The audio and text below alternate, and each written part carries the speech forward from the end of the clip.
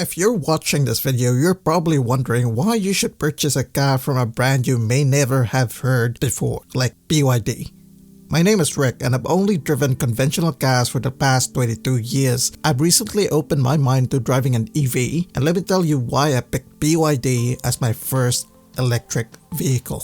One of the things that I always considered when buying a car is the manufacturer's experience in making cars. This is why most of the cars I've owned before were mostly Toyota. I'm a car enthusiast and have always gravitated towards Japanese manufacturers, aka tuners, because of their dedicated history and reliability. Mainstream EVs are still fairly new technology. Yes, they're still fairly new technology. Tesla definitely has played a significant part on this adoption. However, EVs only started becoming mainstream from 2010 with their Model S. In terms of experience, I look at not just when a manufacturer started creating EVs, but also the volume of cars they have produced. Obviously, more years and more EVs produced equals more experience. Now, let's take a look at some numbers here.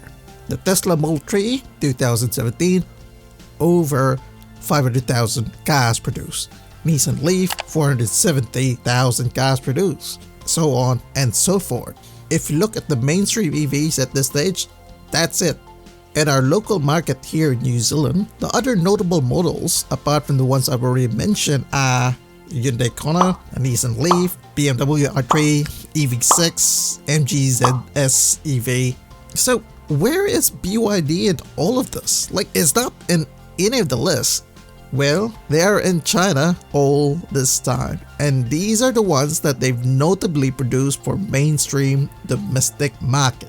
In 2021 alone, they reported almost 600,000 new energy vehicles sales record in China. As of 2022, BYD has had a top market share of sales at 15.6%. Now, that's a whole lot of cars. And these guys just don't produce cars. They produce all kinds of vehicles, including buses, heavy machinery, batteries, all that other stuff. Now, I don't know about you guys, but those things meant a whole lot to me. Because if I'm going to be picking an EV, I need a company with experience in actually building EVs, and lots of them. The logic is, the more cars and designs that you build as a company, the more refined your products will become. As you see the flaws of your earlier models. I would relate this to like the same thinking as the Japanese Kaizen philosophy. And this is why BYD fits easily on my criteria. Another thing that I consider in any car decision is parts. Most specifically, spare parts. This one is directly connected with my initial consideration. Now, you probably know that EVs generally don't need a lot of maintenance versus conventional cars because EVs have way lesser amount of moving parts compared to thousands found in a conventional car, or what they call ICE, right? But an EV is still a car. It's still a machine with moving parts and therefore would still need to have spare parts available. And this is one of the high considerations on a conventional car setting. Hence why I've always gravitated to Toyota, because parts are fairly available globally through OEM or aftermarket. The spare parts analogy is simple. In theory, the more cars there are globally, the more spare parts would need to be also available. Naturally, the fewer cars with those parts, the more expensive a component would be. It's just a basic law of supply and demand. Another factor to consider in terms of spare parts is that the further you are from the source, the more expensive it will be. Here in New Zealand, if you're driving a European or American conventional car, spare parts would be very expensive because one, there are not a lot of spare parts available, basically needs to be outsourced, and two, the source is too far away. Hence, logistics costs would factor in. Logistics cost does not only include shipping costs, but shipping time is a big factor, meaning you'd be losing your transport capability while the parts are still being shipped, right?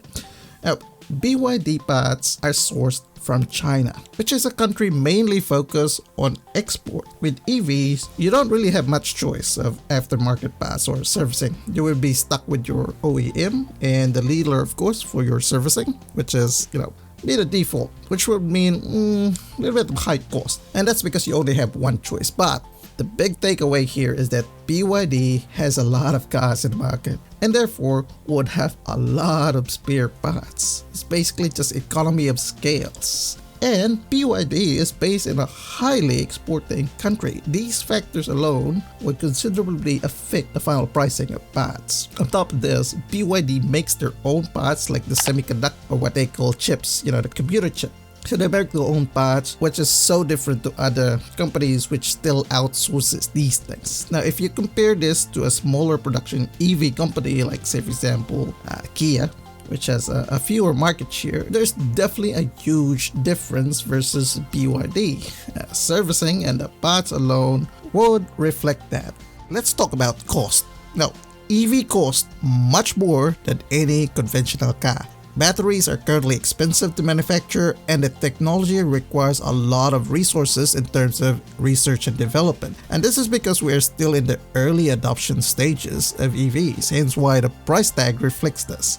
I picked BYD because they offer the best bang for the buck in terms of specifications, technology, and features. For the record, I decided to purchase the BYD Atto 3, or what they call in China the Yuan Plus. If you'd like to know why, I'll make a totally separate video just for that one, so don't forget to subscribe to the channel, guys. Anyway, going back, the BYD Atto 3 cost about 58,000 New Zealand dollars. That's about 36,000 USD. Here are the prices within the bracket. And here in New Zealand, we are entitled to a rebate equivalent to 5,360 US dollars. However, BYD pricing is sort of like mixed globally. In Australia, it is a little bit cheaper, but in other countries, it is even not practical. My point is, this is going to be my first EV. From a guy who has driven only ICE vehicles for the past 22 years, I don't want to spend a whole lot of money and then finding out that it's not fit for my lifestyle. And I know a lot of EV users would say, once you go EV, you would never want to go back driving an ICE vehicle. But we are all different. We all have different variables in our life, and I don't want to shell out a whole lot of money on a Tesla, which may not work for me. I would much rather prefer going for a bang for the buck choice as my entry to an EV and go from there. It's a decent step, and then from there I can decide if it's sufficient or if I need to go a tier up or a tier down, but it's a decent step. I mean, it's still going to be expensive, but at least it wouldn't be $12,000 more expensive. This next consideration is probably very obvious. One of the common things that people are still thinking about when they are getting an EV is safety. Most specifically, the EV's battery safety. Now, we know that lithium batteries can be very unstable when they are compromised. They burst out in flames and all that stuff, and you don't want to end up with a burning EV. And this same logic can be applied with conventional cars. I mean, petrol or gasoline is highly flammable, but no one seems to be concerned about that one right now because safety measures are sort of like already in place and people are already calmer about that one. BYD has been making batteries for a long time now. If you don't know, they were basically a battery company before they shifted to an automotive company. I mean, the first time I've encountered BYD was when I was younger and I was into four-wheel drives. No, not that one, but this one. Back then, it was so expensive for me to purchase premium rechargeable ones, so I ended up purchasing a BYD battery, which was actually cheaper compared to the mainstream ones, but the performance was really good.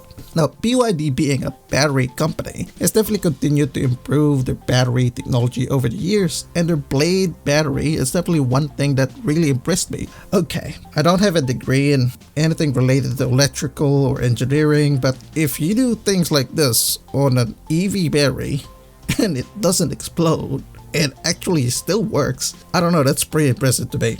And if a company is pushing the bar for things to be better, that is definitely one thing worth considering when making a decision about picking a car company. This last one is not as significant as the other ones that I mentioned earlier in terms of technicality or features, but this is one thing I strongly look at when I'm purchasing a particular long-term product, which in this case is an EV. It's the potential growth of a company. Now, if you have a company that has positive and sustainable growth, then you'd know that you would have a company which will support your car for a longer period of time. The keyword here is sustainable, meaning it's something that just doesn't pump and dump, but something that you would see last for the long game. Well, you really don't want to buy a car from a no-name company or a company you've never heard of, regardless if it's the cheapest EV out there, and then later find out that this company just went bankrupt, because you'd be stuck with a car which is worthless because it doesn't have spare parts and there's no way to service it. Yes, I'm looking at you, DeLorean. Now, if you look at the stock market, BYD has just been growing and growing. And this is a significantly strong company, and it's just gaining more and more momentum. With BYD starting to reach out global markets, I wouldn't be surprised if they become more and more recognizable. And this is good. The more market share, the better the support for you and me as an end user, and the more services there will be available. Overall, if you look at BYD, this is a strong Chinese company with good fundamental value. This makes BYD a game changer on its own genre, which is similar to Xiaomi for smartphone. This company just started to reach out to the global market, and over time, their name will become more and more recognizable. And for me, this is why I picked BYD as my first EV. It ticks all my boxes. It's a strong company with solid products and a focus on innovation. How about you? What's your reason for picking BYD? Or are you still thinking about getting BYD? Let me know in the comment section down below, and I'll see you guys on my next video.